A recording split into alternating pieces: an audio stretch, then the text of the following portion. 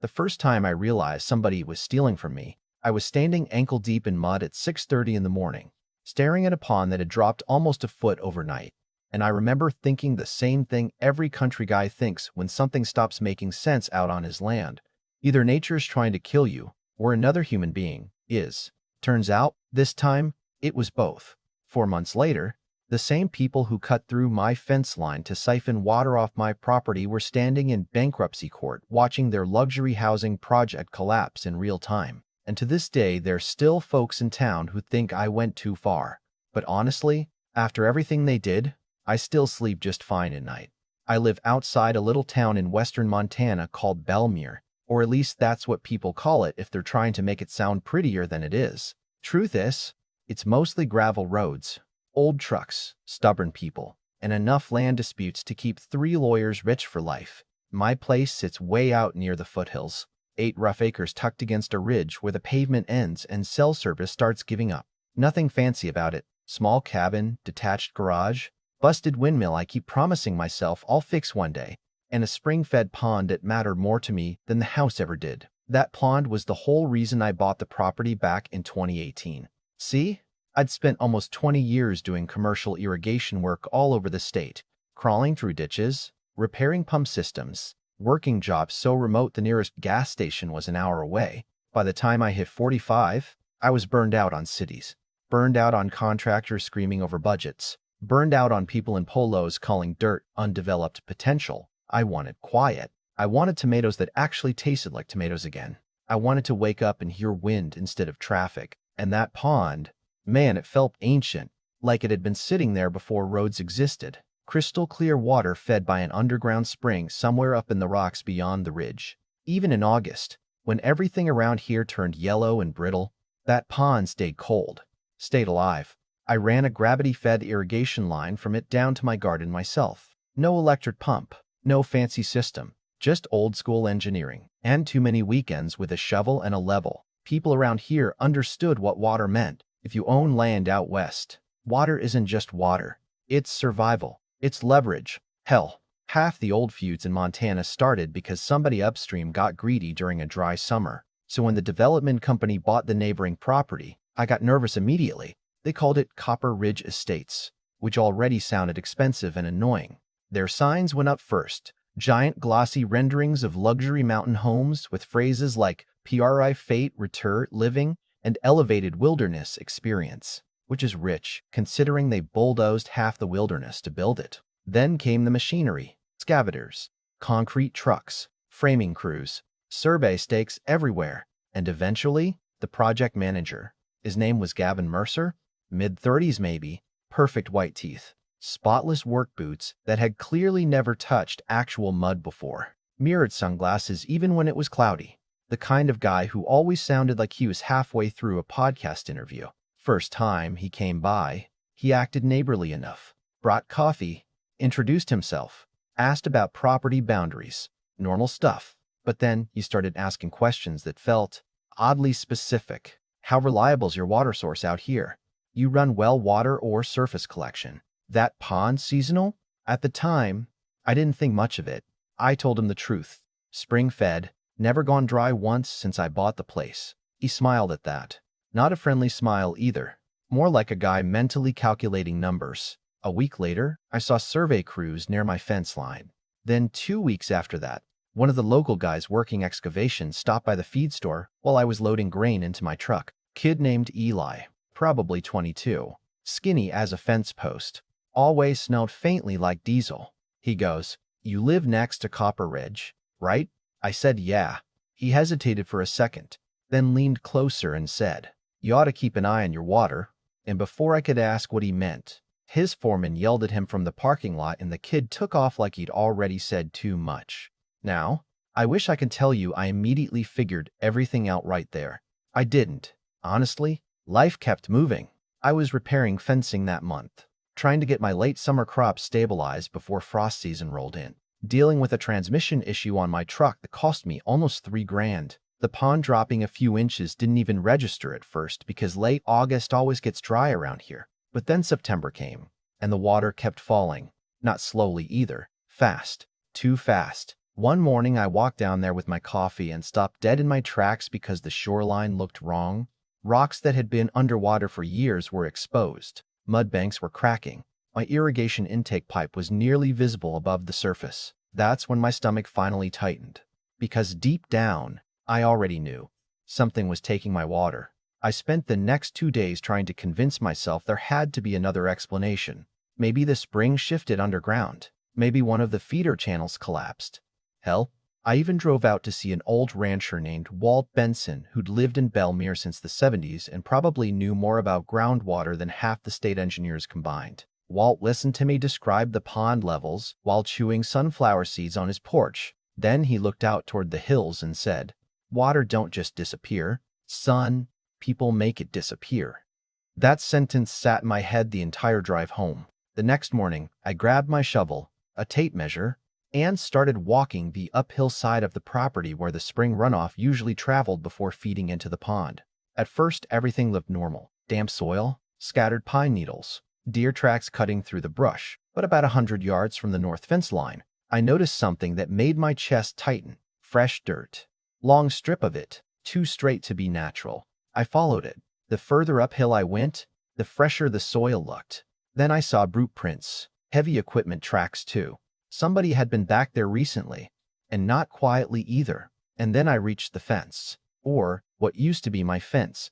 3 strands of barbed wire had been clipped clean through and folded back like somebody peeling open a can. On the other side, buried halfway beneath loose dirt, was a thick black poly pipe running directly out of my property toward the Copper Ridge construction site. I just stood there staring at it for a second. Honestly, I think my brain refused to process what I was looking at because the sheer audacity of it was insane. They hadn't accidentally crossed a line. They hadn't mistaken a boundary marker. These people had physically cut through my fence, dug onto my land, tapped into my spring system, and buried a damn pipeline like cartoon villains. I remember laughing. Not because it was funny, because I was genuinely in shock. Then anger hit me all at once. I pulled out my phone and started recording everything. Fence cuts, tire tracks, the trench line, the pipe disappearing underground toward their property. My hands were shaking so hard, the video looked like a found-footage horror movie. I followed the pipe all the way uphill until I reached the edge of the development site, and that's where I saw the tank. Massive steel water storage tank sitting beside their temporary concrete mixing station. Hoses running everywhere. Workers pouring foundation forms like nothing was wrong. I watched one guy crank open a valve and heard water surge through the line. My water. Going straight into their concrete. One of the workers spotted me filming and immediately looked nervous. He disappeared into a trailer, and less than 2 minutes later, Gavin Mercer came storming out, already pissed off. "You can't be in this area," he snapped. I pointed straight at the pipe. "That runs onto my property." Gavin barely even looked at it. "We've got temporary utility arrangements during Phase 1 construction." "Utility arrangements?" I said. "You cut my fence." Now he looked annoyed instead of defensive, which somehow made it worse. "Look," he said, lowering his voice like we were discussing a parking ticket. "Our water deliveries got delayed. All right? County permits are backed up. This is temporary." I remember staring at him thinking, this guy genuinely believes money makes this normal. "So you decided to steal mine?" His jaw tightened. "Nobody's stealing anything." "Then why didn't you ask?" That one landed. You could see it in his face for half a second because he knew there wasn't a good answer. Instead, he shrugged and said, "Honestly, we assumed you'd make it difficult." I actually laughed again. "Couldn't help it." "Gavin," I said, "you literally committed a felony because you thought I'd be annoying." At that point, he started doing what corporate guys always do when they realize they're cornered. He shifted into fake calm mode. "We can compensate you," you said. "Whatever water usage occurred, we'll work something out." Whatever water usage occurred. Like they'd borrowed a garden hose. I stepped closer and said, "You shut this off today, or I promise you this turns into the most expensive shortcut your company ever took." And this man, I swear to God, smirked at me. Not nervous, not apologetic, smug. Then he said, "You really want to start a legal war with a development group this size?" That right there changed everything for me. Because up until then, part of me still thought maybe this was some desperate construction decision made by a subcontractor trying to stay on schedule. But no, Gavin knew exactly what they were doing. He thought I'd roll over because I was one guy with a pond and they were a multi-million-dollar project. He underestimated 2 things. First, How seriously Montana takes water rights. Second, my lawyer. I drove straight into Belmere and walked into the office of a guy named Daniel Ruiz, who'd handled property disputes for half the county at one point or another. Daniel was one of those older attorneys who looked permanently exhausted but terrifyingly competent, like he'd spent 30 years cleaning up other people's stupidity. I showed him the video. He watched the whole thing silently, then replayed it twice. Finally, he leaned back in his chair and said, "Well, that's catastrophically illegal. Turns out, the spring feeding my pond had registered senior water rights dating back to 1951, long before Copper Ridge existed, long before half the county existed honestly. In Western states, senior water rights are basically sacred. People have killed each other over less." Daniel pulled maps, surveys, state records, old transfer documents. The deeper he dug, the uglier it got for Copper Ridge. They hadn't just trespassed, they diverted protected water without authorization during an active drought advisory. Then Daniel asked me a question I'll never forget. "You want quick money," he said, "or do you want blood?" I blinked at him. He shrugged, "Legally speaking." And I said, "I want them to stop acting like people like me don't matter." Daniel nodded once and started making calls. By the next morning, things escalated fast. County Water Resources showed up first, then a state hydrologist, then an environmental enforcement officer with a clipboard so thick it looked like he was preparing for war. I walked them straight to the fence line. The hydrologist examined the trench, checked flow rates, traced the line underground using some electronic locator equipment, and after about an hour, he looked genuinely stunned. "You know how much they've taken?" he asked. I shook my head. "Rough estimate? Around 18,000 gallons. 18,000. I actually felt dizzy hearing the number out loud because suddenly every dying plant, every shrinking shoreline, every sleepless night clicked into place all at once. Then came the best part. The enforcement officer marched directly onto the Copper Ridge site with us following behind him like a funeral procession. Workers stopped what they were doing. Nail guns went quiet. Cement mixers shut down. Everybody watched as the officer walked straight to the main valve connected to my stolen water line. Gavin came running out of the trailer again looking furious. "You can't shut us down," he barked. "We're under deadline contracts." The officer didn't even look at him. He turned the valve closed. Just like that. The sound that followed was almost beautiful. Concrete equipment sputtering. Pressure lines hissing empty. Workers yelling to each other because the mixing station had lost water feed. Gavin's face went pale. The officer finally handed him the cease and desist order and said, "You should probably call your attorney." Then he added, "And maybe a criminal defense lawyer too." I'm not proud of this part, but I smiled. Not big, just enough for Gavin to notice. And the look he gave me right there told me he finally understood something important. This wasn't going away quietly. What people don't understand about construction projects is how fragile they really are. From the outside, Copper Ridge looked unstoppable. Millions of dollars moving around, crews everywhere, giant machines tearing into the mountainside day and night. But once that water line got shut off, the whole thing started unraveling faster than anybody expected. Concrete crews couldn't pour foundations. Framers got delayed waiting on slab work. Inspectors started flagging unfinished sections. Then weather hit early that year. Cold rain first, then frost. Every single delay started stacking on top of the next one like dominoes. And the really ugly part? Copper Ridge had overextended themselves before they ever touched my land. I found that out later through court filings. They were already behind budget, already struggling with supply costs, already bleeding cash trying to keep investors calm. Stealing my water wasn't some random shortcut, it was desperation. Gavin and his executives thought if they could keep construction moving another month or two, they could lock in enough home sales to stabilize the project. Instead, they picked the worst possible person to steal from.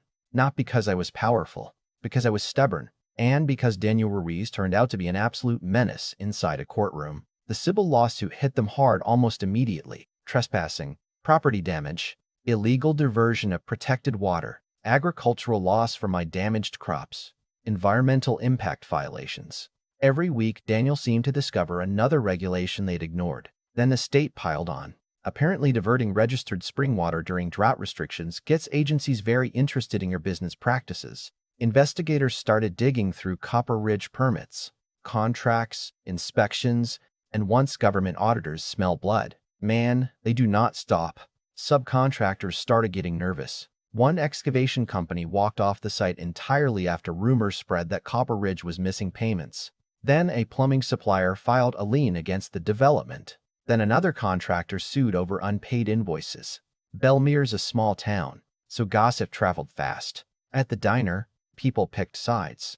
Some thought I was justified. Others said I should have just accepted a settlement and moved on. One old guy literally told me, "You don't go to war with people richer than you unless you're ready to burn too." Maybe he was right, because truthfully, it wasn't easy on me either. I started getting anonymous calls late at night, empty breathing, hang-ups. One night somebody drove past my property at 2 in the morning laying on the horn like they wanted me awake. Another time I found fresh tire tracks near the pond again and spent half the night sitting on my porch with a flashlight and a rifle across my lap feeling like some paranoid lunatic. And if I'm being honest, there were moments I questioned myself. Not about reporting them, about how far I was willing to let it go, because Daniel gave me opportunities to settle. Big ones too. Copper Ridge offered money twice before trial. First offer was enough to pay off my property entirely. Second offer was almost double that. Daniel looked at me during the second meeting and said, "Most people take this deal." But every time I thought about signing, I kept seeing that cut fence in my head. The arrogance of it, the assumption that they could take from somebody smaller because it was convenient. So I told him no. Both times. The trial started in February, and honestly, it was uglier than I expected. Copper Ridge's attorneys tried painting me as some angry rural guy sabotaging economic development for personal revenge. They argued the water diversion was temporary emergency usage, claimed there'd been confusion over land access agreements. Then Daniel played the video. The whole courtroom watched Gavin standing beside that illegal pipeline saying they assumed I'd make things difficult. That line killed them. You could actually feel the mood in the room shift. Then the hydrologist testified about the water loss. Then state officials testified about the permit violations. Then one of Copper Ridge's former subcontractors, kid named Eli, same one from the feed store, got on the stand and admitted supervisors had warned workers not to talk about the pipeline because they knew it wasn't legal. That was pretty much the end of it. The judge ruled against Copper Ridge on every major claim: full restitution, property restoration, legal fees, punitive damages. And because the criminal investigation was still ongoing, the financial bleeding didn't stop there. About 4 months later, Copper Ridge Development filed for bankruptcy. The entire project froze mid-construction. And I gotta tell you, driving past that abandoned site for the first time after everything collapsed felt surreal. Half-finished luxury homes sitting empty against the hills, rolls of exposed insulation flapping in the wind, rust stains running down concrete foundations they'd stolen my water to pour. Nature was already reclaiming parts of it, like the mountain itself wanted it gone. Funny thing is, I saw Gavin one last time after all this happened. Small grocery store in Belmere. He looked rough, thinner, exhausted, like somebody had drained all the polish out of him. We passed each other near the freezer section, and for a second neither of us said anything. Then he looked at me and said, "You could have taken the money." And I remember answering, "You could have asked permission." That was it. No dramatic ending, no fight, no apology. Just two stubborn men standing beside frozen pizzas knowing neither one had changed the other's mind. These days, the pond's healthy again. Water level recovered by spring. Gardens doing all right. Quiet came back eventually. Mostly, but every now and then, somebody new moves into Belmere and asks about those abandoned foundations up near Copper Ridge Road. And depending on who they talk to, they'll hear two completely different stories. Some folks say I protected my land and exposed corruption. Others say I destroyed an entire development over water that could have been replaced. And honestly, maybe that's why this story still sticks with people around here. Because once lawyers, land, money, and pride get mixed together out west, there usually isn't a clean hero anymore. So I want to know what you think. If somebody cut through your fence, stole from your land, and acted like your property didn't matter, would you have settled quietly? Or would you have burned the whole thing down too? Let me know in the comments. Because trust me, people in Belmere still argue about it to this day.